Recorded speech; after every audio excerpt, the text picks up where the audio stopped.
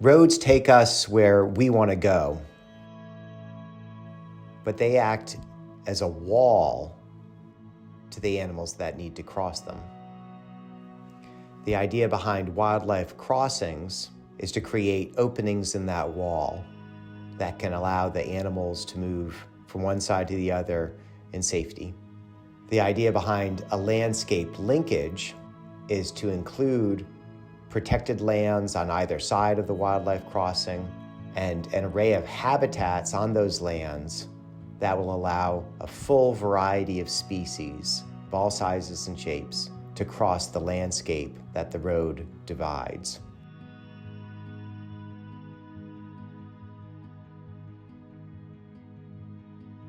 The Santa Cruz region, the Santa Cruz Mountains, are amazing. The biodiversity here is truly incredible. So many different plant and animal species, so many different ecosystems in such a compact place. One of the other things that's really amazing about the Santa Cruz Mountains is how engaged the people are in the land. That extends from the folks who live here and recreate here to the people who manage the land, the people who manage the forests, the people who manage the watersheds and the farms. The dedication of the community to stewardship of these landscapes is really incredible. I'm Brian Larragay. I'm Conservation Director with the Land Trust of Santa Cruz County. I've worked here at the Land Trust for about 12 years. I've worked in the Monterey Bay area for, about 25 years now on conservation projects. I'm trained as a hydrologist, so water resource science. I've always applied the toolkit of hydrology to create lasting solutions to environmental problems, with the idea of being, if you can fix the underlying system, then the ecosystem can thrive in that restored context.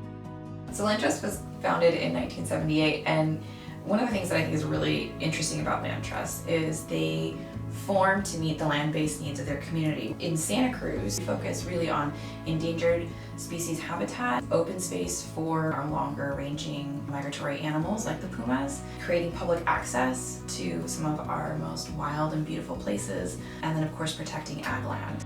My name is Laura Danelle-Schickman, and I'm the Development and Communications Director for the Land Trust. I do philanthropic engagement, fundraising. I oversee all of our communications with our members and the general public. My job at the Land Trust is to work on long-term strategy and to develop and enhance partnerships. The problem we're trying to solve here is how do we allow these communities of wildlife to move across these highways. One of the things that we try to do at the Land Trust is find permanent solutions. So a lot of our toolkit is about buying land and holding it. Our wildlife crossing program is about building infrastructure that will last for 100 years and restore the landscape for the wildlife. We had been collecting for years data that was really pinpointing Laurel Curve as the choke point for wildlife crossing Highway 17, and there had been a number of puma deaths. And the puma population there isn't super huge. I think it's in the 60s. When you lose a puma, it's a big deal, and we were losing like a couple per year. And one of the researchers who was working on the project was driving early one morning, coming over the hill, and struck and killed a mountain lion. It really brought home just how, not only how dire this was, but even someone who's so consciously looking out for wildlife, working to help protect wildlife, it really was a big impact for the team and moving it forward.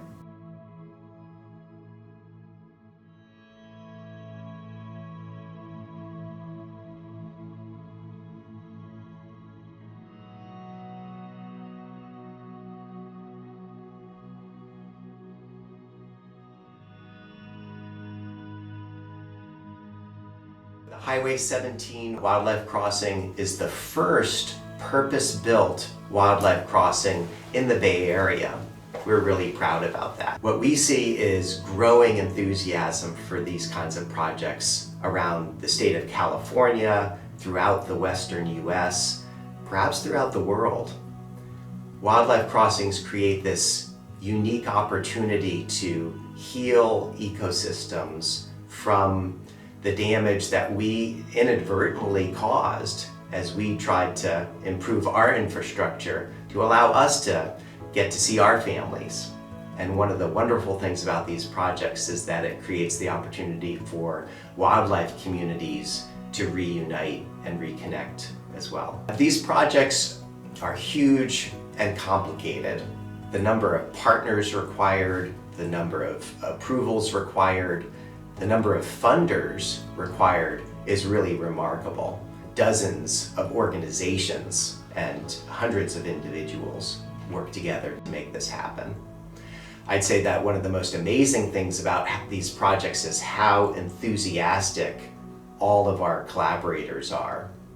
And so the only barrier is how can we all work together efficiently to get it done. Building wildlife crossings in California is fairly new. It took us 12 years just to do the Highway 17 one, and one of the reasons for that is because there wasn't really a clear funding structure or pathway previously to help create this, and so it was kind of like building the bridge as you go, so to speak.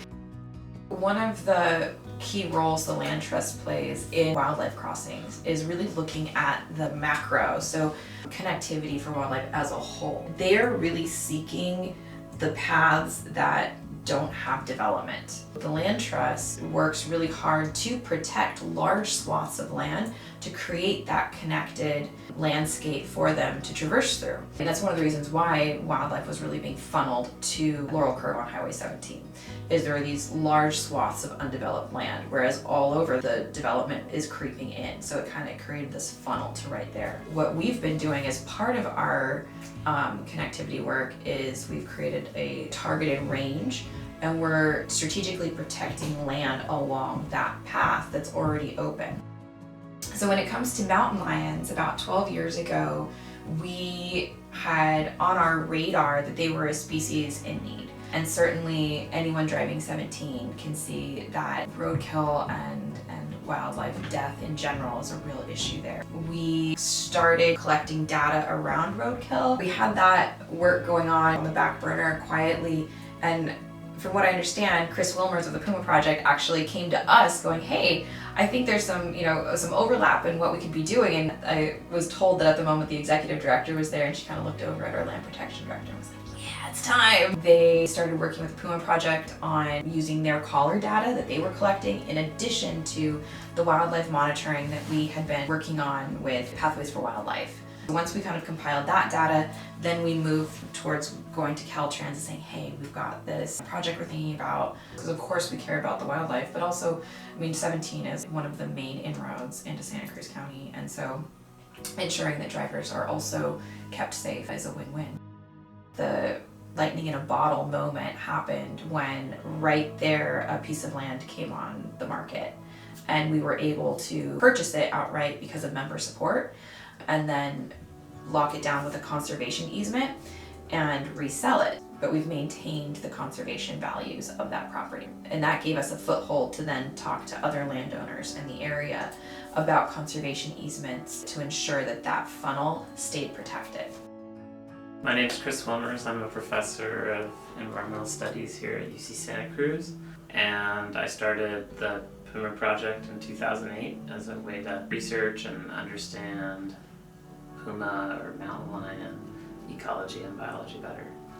At UC Santa Cruz, my first professor job, I had to think about, well, what would my research be? I had done my PhD work on wolves in Yellowstone, and so I continued to do that work a little bit, but I also was looking for a local project and had always been curious about the mountain lions living in California in our own backyard.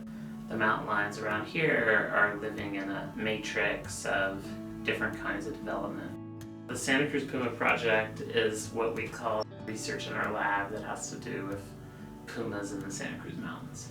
We use a lot of students in our research. We use undergraduates to help us with the field work, and so for instance, we get a lot of camera images that students help us to tag to say what is the species that we're seeing in the camera. We also employ graduate students. They do a lot of the data collection and data analysis and writing up of the results. So some of the things that have stuck with me from the research that we've done over the years is looking at the individual movement tracks of these animals. In particular, what you see is what happens when they get stuck, right? And so occasionally that's because they encounter a heavily developed area and they can't go any further, or they encounter a road and they can't get across it, or they try to get across it and they get hit. Looking at these movement tracks of these animals has been both fascinating and frustrating, to see that their movements are impeded like this.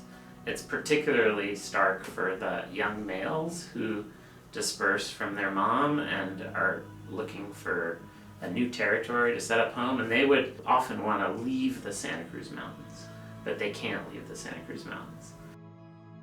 Right now we're standing at the northern tip of Rocks Ranch, which is a 2,600 acre property that spans 2 counties and is the entrance to the Gabilan Range, which is critical for getting mountain lions from the Santa Cruz Mountains to new breeding grounds here. So this is roughly the site of where the overcrossing will be. And yes, it will be an overcrossing, unlike Highway 17, which is an undercrossing. What's critical when doing a crossing is ensuring that land on both sides of the freeway is fully protected. We mapped out this property as being critical to the Wildlife Linkage Project at the same time as the Highway 17 crossing site. In the winter of 2019, we received a call from one of the family members who owned this property. He called us kind of in the midnight hours saying, hey, my family's getting ready to sell the property to developers. I can't quite stomach it. And so we said, okay, we are excited to help. What's the family looking at selling the property for? We were told the number of 19 million, which of course stopped us in our tracks. We were very fortunate in that a conservation buyer stepped forward who was able to front us the funds to purchase the property and then give us a 3-year period to pay it back. This one family member out of the entire group had grown up seeing this property branched, and he was the only one that had had a connection to this property from childhood and really loved it. And so when faced with a 900 home development and water park that was being proposed, it stopped him. It's a good reminder, I think, to all of us that formative experiences in nature when you're a young person is really the first step in building a conservation mindset. Because of his childhood experiences, he was able to stop what would have completely fragmented the region and created a really difficult hurdle to overcome in getting the wildlife corridor established. How do we know that these projects are working and making a difference? Monitoring is extremely important to get a clear sense of what's going on out on the landscape. Our project at Highway 17 has 3 different forms of monitoring underway. One is roadkill surveys, and this actually involves driving the highway and looking for dead animals. Another is wildlife cameras. We have a number of wildlife cameras set up to monitor the movement of animals. And then the third is wildlife collars, so radio collars with GPS tracking. One of the exciting things that we have, because we're in the Santa Cruz Mountains where there's so much interest in these topics, are great data sets from before the undercrossing was built. And we'll be able to compare the same data after the project is built. We're a year in on the monitoring, and so far it looks really good. What I have really enjoyed seeing in the wildlife camera footage that we've gotten is almost like the unintended uses. There was footage of a mama deer or doe with her 2 baby fawns finding shade and coolness in the heat of the day. Because of course they're using it for safe passage, but having those still moments is really, really precious. They're not just like barging through, they're actually utilizing the space.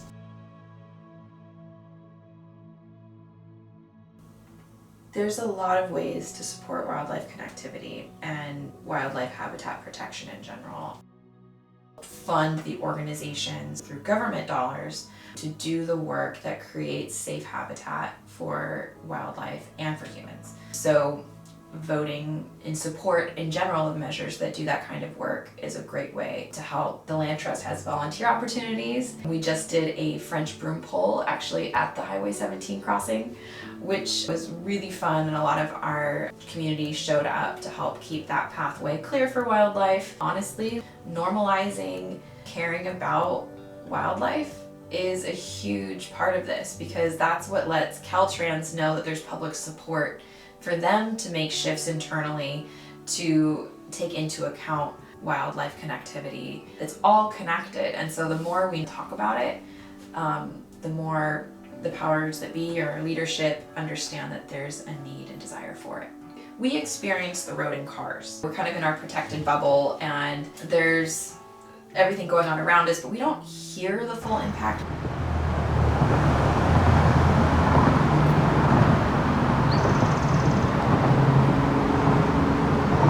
When you're standing on the side of Highway 17 and feel the air pushed off by cars going way faster, than they probably should be, it's terrifying.